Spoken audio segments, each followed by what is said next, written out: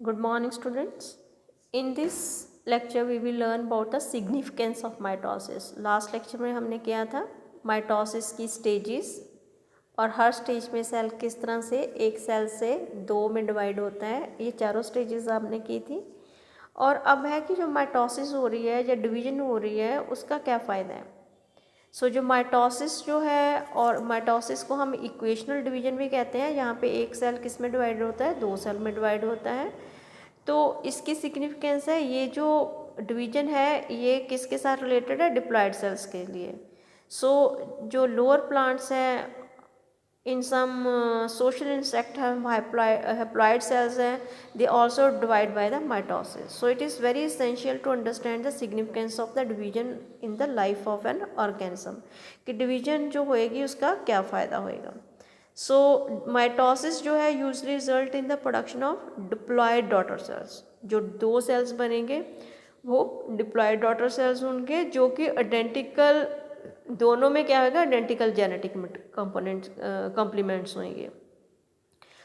The growth of multicellular organisms is due to mitosis. Number one, mitosis जो है वो जो प्रोड्यूस करता है, डिप्लॉयड डॉटर सेल प्रोड्यूस करता है जिनके जेनेटिक कंपोनेंट कॉम्प्लीमेंट्स जो हैं वो आइडेंटिकल होंगे। एंड सेकंड जो है, जो ग्रोथ हो रही है, जैसे सेल डिवाइड करेगा, एक से दो सेल, फिर दो से चार सेल, जैसे भी सेल बनेंगे, सेल जैसे ग्रो होंगे तो उनकी ग्रोथ होएगी। मतलब ग्रोथ जो है that is related to the cell division. Multicellular organisms जो है वो ग्रो करते हैं due to the multicellular, due to the mitosis. अगर ग्रो कर रहे हैं तो इसका मतलब सेल ग्रोथ जो है result in the disturbing the ratio between the nucleus and the cytoplasm.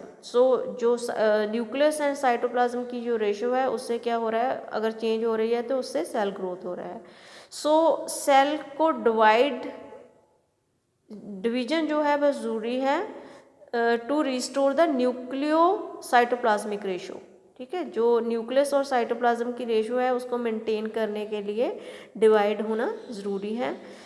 It is very significant contribution of mitosis to cell repair. जैसे हमारे जो माइटोसिस है, अगर कोई चोट लग जाती है उसको, वहाँ पे अगर कोई सेल डैमेज हो जाता है, उस सेल की रिपेयर के लिए भी जो माइटोसिस है वो हेल्प करती है। सेल जो है upper layer of the epidermis, हमारी जो स्किन है, स्किन के ऊपर जो लेयर है उसको हम बोलते हैं एपिडर्मिस।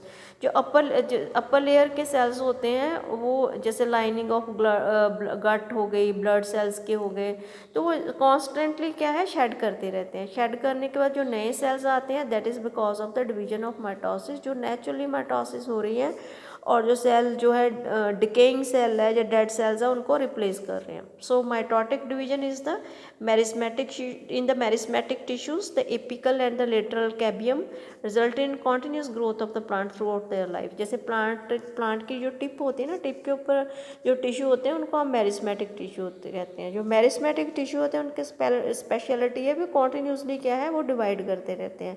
अगर वो कॉन्टिन्यूसली डिवाइड करते रहते हैं तो कॉन्टिन्यूसली ग्रोथ होता रहेगा। अगर कॉन्टिन्यूसली ग्रोथ होता रहेगा तो प्लांट, जैसे मोस्टली इन द प्लांट्स क्या है, वो थ्रू आउट लाइफ अपने क्या है वो उनकी ग्रोथ होती रहती है। This is the significance of the mitosis.